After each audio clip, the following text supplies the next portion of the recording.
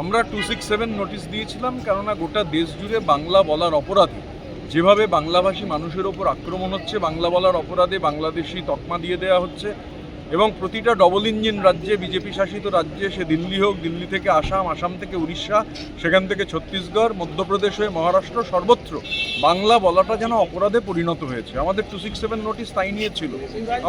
আমাদের আসাম থেকে প্রতিবেশী রাজ্য উত্তম কুমার, ব্রজবাসী, বাংলায় থাকেন 50 বছর ধরে, তাকে এনআরসির নোটিশ পাঠিয়েছে। আসলে বাংলার বিরুদ্ধে যে আক্রমণ, মমতা বন্দ্যোপাধ্যায়ের সঙ্গে এটে উঠতে না পেরে, অভিষেক বন্দ্যোপাধ্যায়ের সঙ্গে এটে উঠতে না পেরে বাংলাকে এবং বাঙালিকে কণ্ঠাসা করার যে চেষ্টা হয়েছে, আমরা তা নিয়ে আলোচনা চেয়েছিলাম। বাংলা ভাষা এমন একটা ভাষা যে ভাষা রক্ষার জন্য মানুষ প্রাণ দিয়েছে, কিন্তু সেই দাবি মানা হয়নি। না, সেই দাবি মানা হয়নি, সেই দাবি ওরা মানেননি।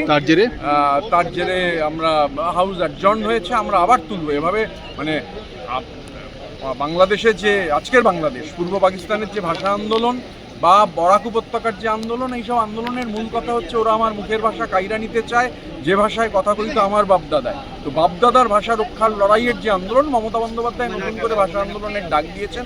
এই আন্দোলন চলবে ভোট অবধি। ওরা এখানে আমাদের কণ্ঠরোধ করতে পারে, কিন্তু বাংলা এবং বাঙালির কণ্ঠরোধ ওরা কোনোভাবেই করতে পারবে না।